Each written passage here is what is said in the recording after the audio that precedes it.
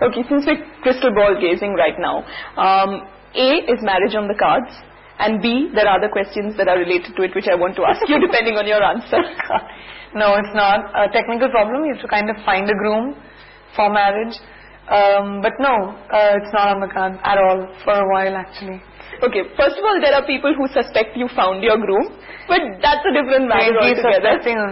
But I want to know whether you are the kind of person who believes that actresses should quit after marriage. Oh no, I don't think so. Not at all. In fact, there are so many actresses right now who are making that general perspective look completely ridiculous. Kajal, Aishwarya Rai Bachchan, Madhuri, there's so many, Karishma, actresses who after marriage are doing so well. Films are made around people like Kajol and Aishwarya. But you know, of the four women you mentioned, Madhuri is hardly working. Kajol also rarely works. But that's out of choice. It really is. We don't know. Because, no. I mean, I know because I'm part of the profession. Yeah. I know there are projects made for her. But it's her choice. For Kajol, yes. But you know, there are a lot of women who, you know, who are not getting roles because they're past a certain age. Aishwarya is probably the only person who's consistently and continuously working post-marriage, doing probably better for herself now than she was earlier. So it's not necessarily as rosy as, you know, people say it is. Nothing ever is, man. Right now also I've taken names of actors who are doing really well, who have continued and carried on. You can't give it a break, you know, and then expect to go back into the same space. That's a little tough because the audience kind of has, I know that for a fact.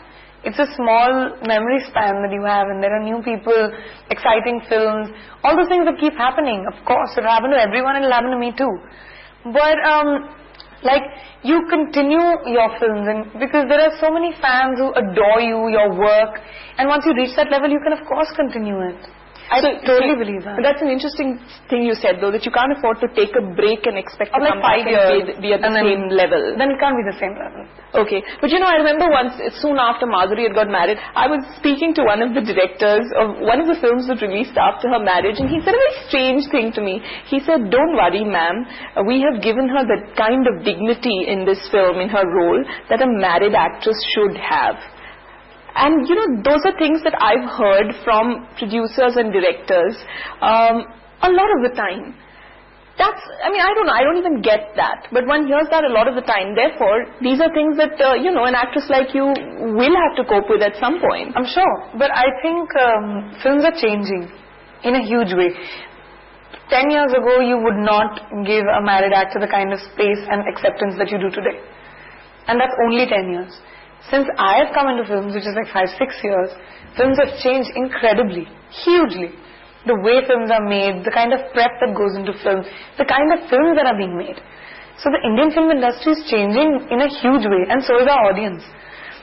We are seeing, we have so much more perspective because of the kind of films we are exposed to, whether it's on television, whether it's even in our theatres, world cinema, for that matter.